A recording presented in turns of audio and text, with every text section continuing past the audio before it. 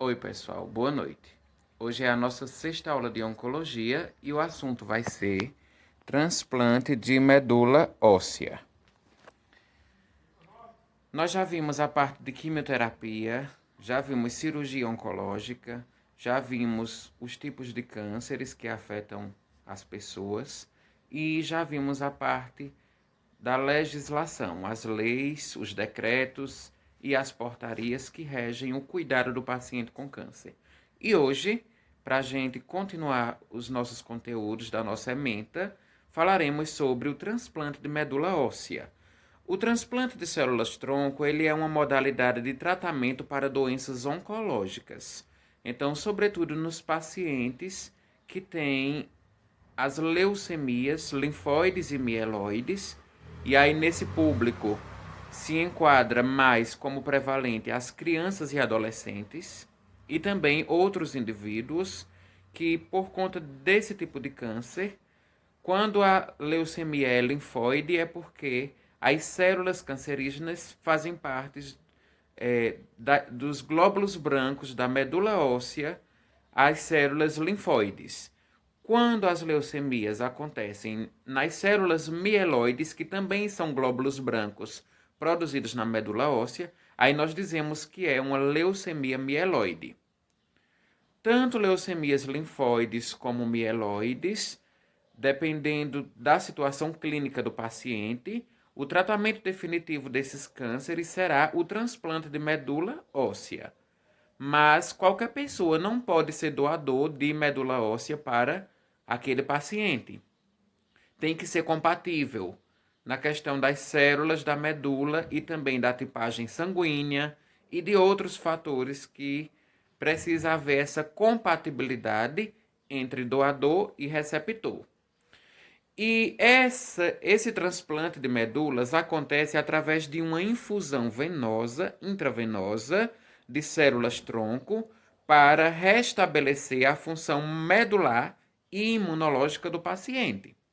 Então, quando se faz um transplante de medula óssea, além de restabelecer a função medular, porque quem ocasiona uma neoplasia, um câncer, uma leucemia, é a medula óssea que está produzindo células defeituosas.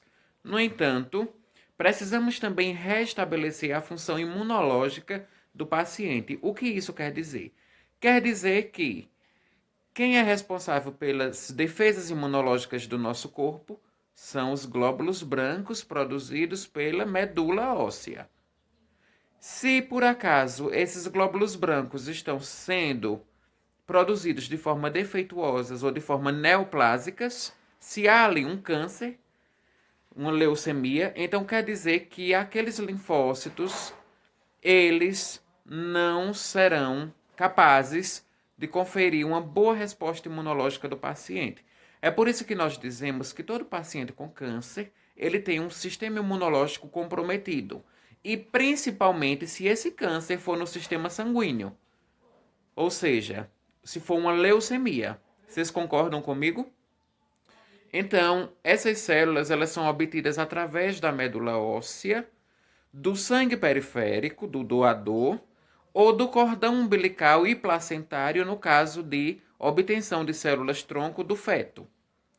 Então, já se fazem estudos, algumas clínicas de fertilização, quando o feto ele adquire uma certa maturidade ali intrauterina, já se é feito um procedimento para retirada dessas células-tronco, e essas células-tronco ficarão congeladas para uma eventual precisão daquele indivíduo no futuro precisar dessas células embrionárias num possível diagnóstico de câncer ou uma leucemia. Então, nós já temos esse procedimento, que é uma novidade para a medicina moderna, né, para os profissionais de saúde, que seria o armazenamento dessas células tronco embrionárias. Então, essas células elas podem ser obtidas através do embrião, do cordão umbilical, ou através da própria medula óssea, ou do sangue periférico, que seria o sangue venoso periférico. Todo paciente que é submetido a um procedimento de transplante de medula óssea, ele vai necessitar de fazer terapias adjuvantes a este procedimento. Então, nós vimos na aula de quimioterapia que a quimioterapia neoadjuvante e a quimioterapia adjuvante, elas são utilizadas para complementar um tratamento cirúrgico. Ou seja, nos casos de doação de medula óssea, vai necessitar também desses outros procedimentos, as quimioterapias, as drogas quimioterápicas, por exemplo, que atuam como neoadjuvantes ao transplante da medula óssea. Vamos aqui a algumas estimativas. O paciente que vai ser submetido ao transplante de medula óssea, ele tem uma previsão de ficar internado durante um mês. Isso conferindo desde o procedimento pré-transplante, antes dele realizar esse transplante, até o procedimento até o momento pós-transplante. Ou seja, depois que ele realiza esse transplante, ele ainda vai precisar ficar alguns dias ali no hospital, internado, de observação, e tomando também esses outros tratamentos complementares, e o tempo de estimativa é de um mês para que se realizem todos esses procedimentos, inclusive o próprio transplante da medula óssea. E o tempo previsto de recuperação e prevenção das complicações é de 6 a 12 meses. Então, de até um ano, é previsto que esse paciente fique em acompanhamento ambulatorial com um médico oncologista, onde ali esse médico vai avaliar se houve rejeição daquele transplante de medulas, daquele tecido que foi transplantado, se houve alguns efeitos colaterais, enfim, esse tempo desse acompanhamento pós-transplante, ele vai de 6 a 12 meses. E esse procedimento ele gera um sofrimento psicológico evidente para o paciente, porque o paciente que já tem o problema, né, do câncer, sabe que vai ser submetido a um procedimento de doação, então isso vai alterar, de certo modo, o estado psicológico dele. É o medo da morte, é o medo da rejeição ao transplante, é o medo de que ele não venha a ter a cura que ele tanto almeja e que ele possa ter um tempo de sobrevida mais curto. Então, tudo isso gera uma sobrecarga emocional e psicológica muito grande para o paciente. É por isso que todo centro de oncologia que faz transplante de medula óssea precisa ter na sua equipe profissionais de psicologia, o psicólogo, o psiquiatra, para que juntos com a equipe multiprofissional, todos esses profissionais possam contribuir para o bem-estar do paciente. E falando mais especificamente sobre a nossa área, sobre a relação do profissional de enfermagem com o paciente, essa relação ela é decisiva no processo cirúrgico, porque os profissionais de enfermagem são aqueles que têm maior tempo de permanência com o paciente e têm maior troca de experiências e de contatos com esse paciente. Então, essa relação ela é intrínseca, ela é muito essencial para a questão da aceitação do paciente, aquele material que foi doado, o material da medula, como também para posteriormente não haver essa rejeição. É aí que entram os cuidados de manutenção da vida e os cuidados técnicos gerais e especializados.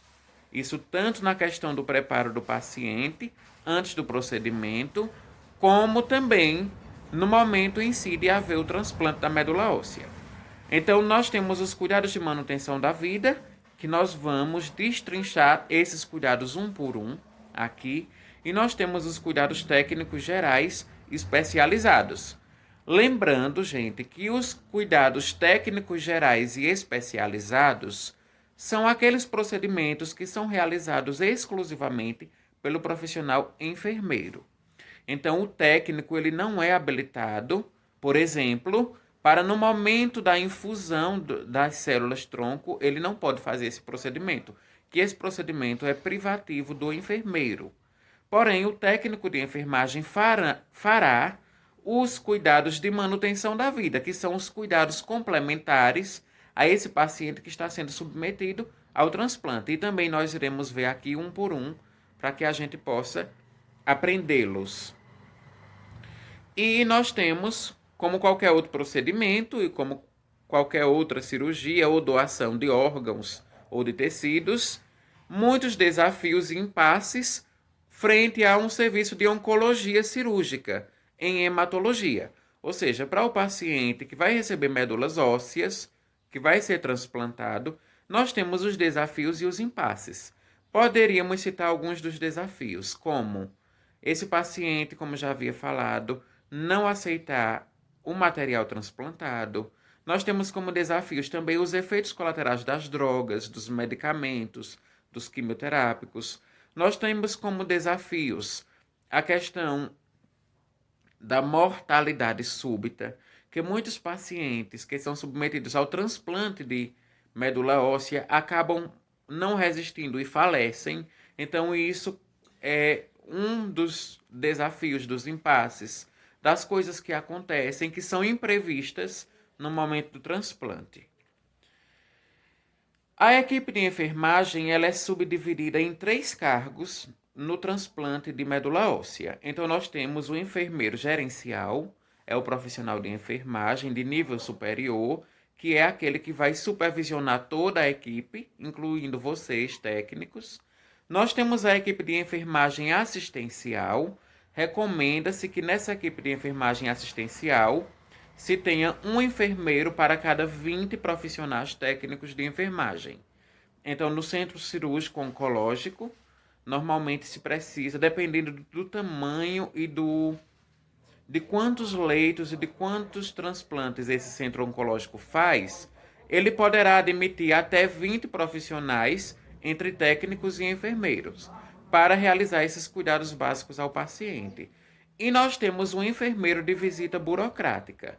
É aquele profissional de enfermagem, também de nível superior, que faz uma vez por semana uma visita para verificação dos procedimentos e para ver e evoluir os pacientes com relação aos cuidados de enfermagem. Porém, nessas 3 categorias aqui da equipe, vocês se enquadram na categoria 2, que é a equipe de enfermagem assistencial. Tanto enfermeiros como técnicos, auxiliando ali os pacientes nos cuidados básicos na questão do transplante de medula. Então vamos aqui agora falar um pouco sobre os cuidados de manutenção da vida. São os cuidados que mantêm o paciente saudável, mesmo após a doação da medula.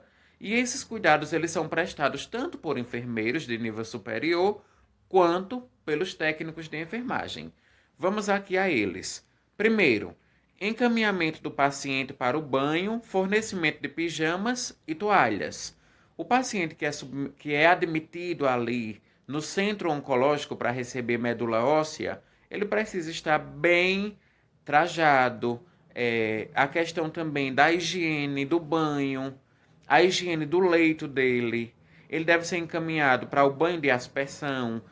Ele deve ter roupas limpas do próprio centro oncológico que fornece essas roupas, esse vestuário do paciente e também toalhas para as necessidades deles. Nós temos o auxílio dos pacientes que precisam se vestir. Então, o técnico de enfermagem auxilia o paciente no centro oncológico, vestindo ele, principalmente se for um paciente que esteja muito debilitado por conta da doença, por conta do câncer ou por conta de outras doenças secundárias. Então, vai ter que ter ali o auxílio dos profissionais para a questão do autocuidado dele próprio. É o banho, é a escovação dos dentes, é a alimentação, a nutrição, a hidratação, tudo isso vai ter que os técnicos de enfermagem, ali junto com o paciente, promovendo essas ações. Fornecimento de óleo de hidratação corporal.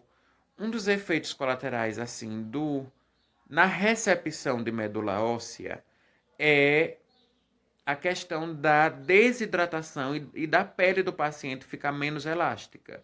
Então, por isso é tão importante aos técnicos de enfermagem oferecer óleos de hidratação para que o paciente ele possa hidratar essa pele, além da própria infusão venosa que ele recebe soro para a hidratação intravenosa, que também são procedimentos importantes para o paciente que irá receber a medula óssea. Higiene oral, preparo do banho de assento para os pacientes com diarreias. Esse banho de assento é um banho que é fornecido para esses pacientes com diarreia, porque eles ficam na cadeira de banho e os técnicos de enfermagem auxiliam ele na questão da higiene íntima e também do banho corporal dele, porque um dos efeitos colaterais também do transplante de medula óssea são quadros de diarreias agudas. Então, esses pacientes que evoluem com diarreia precisam ter banho de assento e banho de aspersão para a higiene corporal deles. Troca de bacias e frascos de eliminação dos pacientes, higiene do leito, desinfecção de superfícies e troca de roupas de cama. Então, é recomendável que pelo menos 2 vezes por dia sejam trocados as roupas de cama e que seja feita a desinfecção concorrente do leito do paciente. Porque eu vou falar mais adiante sobre o catéter de Hickman, que o catéter de Hickman é por onde é feito, é administrado, é infundido as células tronco ali no transplante de medula. Então, para que não haja contaminação desse catéter, eu vou falar dele mais adiante, é necessário que haja a desinfecção concorrente do leito do paciente. Então, em outras palavras, esse leito do paciente ele tem que estar limpo, tem que estar desinfectado, e essa desinfecção ela é recomendada que seja feita 2 vezes por dia, com álcool a 70 ou com outros desinfetantes químicos no leito do paciente e nas superfícies onde ele tem contato, como por exemplo as grades do leito, os suportes de colocação do soro, enfim, que o leito do paciente e todo aquele ambiente de internação, que haja esse controle da higiene e da desinfecção, que são muito adequadas e eficientes para o paciente oncológico. Com relação aos cuidados técnicos gerais, continuando aqui. Armazenamento de pertences pessoais e paramentação. O paciente que vai ser submetido ao procedimento de transplante de medula óssea, ele tem que estar bem paramentado. Ele não pode simplesmente ser admitido ali no centro oncológico com a roupa que ele veio de casa. Porque ele trouxe ali muitos micro-organismos naquela roupa. Ele trouxe alguns poluentes. E aí é recomendável que assim que o paciente chegue no centro oncológico, que ele retire aquela roupa dele, ele toma um banho inicial e é oferecido a ele a paramentação específica. Os profissionais que trabalham também naquele setor devem se paramentar, retirando suas roupas que foram vindas de casa com aquelas roupas, e eles colocam a roupa do centro oncológico, que é uma roupa especializada, uma roupa apropriada, digamos assim, para evitar também a proliferação de micro-organismos naquele ambiente. Lavagem e desinfecção das mãos antes e após todos os procedimentos. Então, você, técnico de enfermagem, que vai entrar em contato com o paciente para realizar qualquer procedimento que seja, lava as mãos antes do procedimento e após os procedimentos.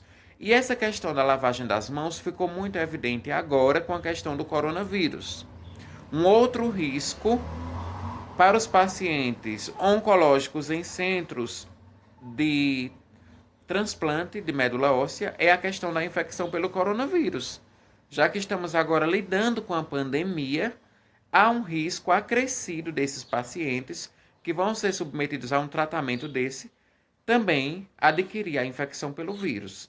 Por isso, essa importância de redobrar os cuidados com a limpeza, a higienização das mãos, a desinfecção concorrente ali no leito, no centro de oncologia, para evitar a propagação também desses agentes microbiológicos.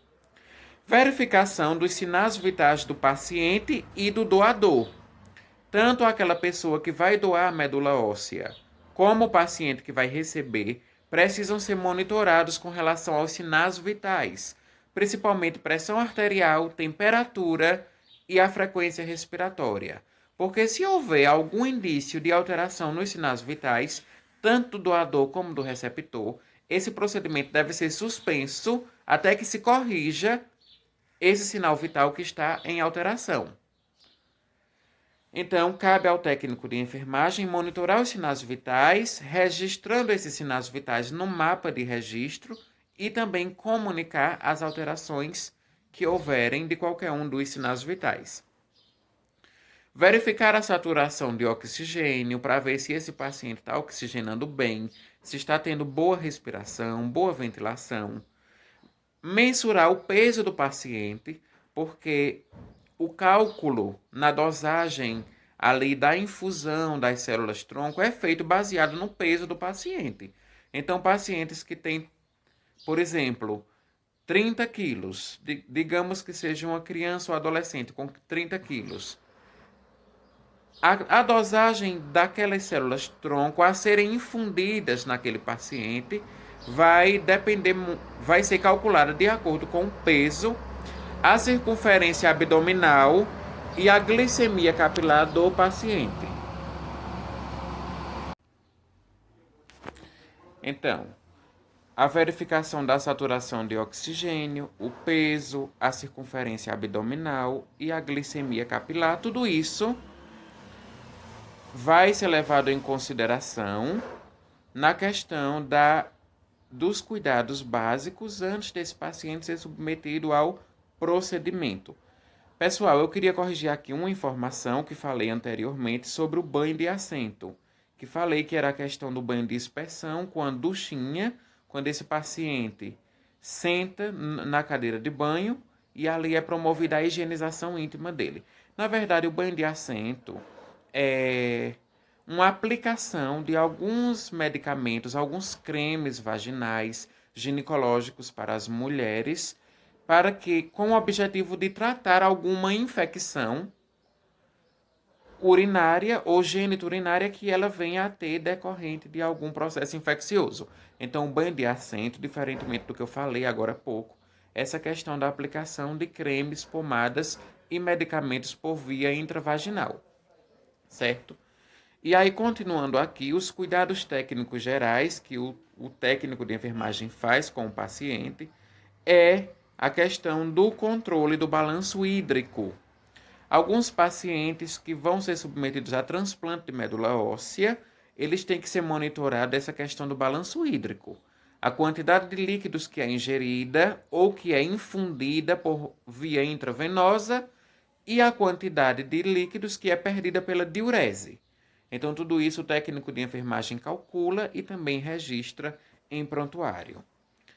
O registro dos dados, ou seja, tudo que se é feito ali no centro oncológico com o paciente que vai ser submetido à cirurgia, esses pacientes, esses procedimentos, eles são registrados oficialmente em prontuário e na ficha específica do paciente. Controle da infusão de medicações dos plantões anteriores. Então, é por isso que é tão importante haver o registro dessas medicações e desses procedimentos, porque aquela equipe que está assumindo o plantão naquele dia vai ter esse controle de saber o que foi que o paciente tomou, qual medicação ele fez uso, qual a dosagem e quais as medicações que, na evolução médica, esse paciente tomará naquele dia. A questão de administração de medicamentos pelas vias endovenosa, oral e inalatória, dependendo da prescrição médica, esse paciente vai receber medicamentos antibióticos ou corticoides, como algumas imunoglobulinas, que são corticoides que ajudam esse paciente a não haver a rejeição daquele transplante. Tudo isso o técnico de enfermagem precisa estar atento com relação ao nome do medicamento, as vias de administração e a administração correta desses medicamentos. Punção e manutenção de acesso venoso periférico. Esse acesso venoso periférico, ele tem a finalidade de medicar o paciente e de infundir também cristalóides, que são soros de reidratação, como o soro glicosado, soro fisiológico, soro Ringer, mas só especificamente para essa finalidade, porque nos catéteres venosos não pode haver ali a infusão das células tronco. A gente vai ver mais adiante que a infusão da célula tronco ela é feita num catéter central, um catéter venoso central, e não em catéteres periféricos, porque tem que ter ali um acesso mais específico para o recebimento dessas células troncos. E o armazenamento das sobras dos medicamentos. Os medicamentos que sobram na clínica, o profissional normalmente armazena em temperatura adequada para que esses medicamentos eles possam ser reutilizados posteriormente nesses pacientes ou em outros que farão uso desses medicamentos.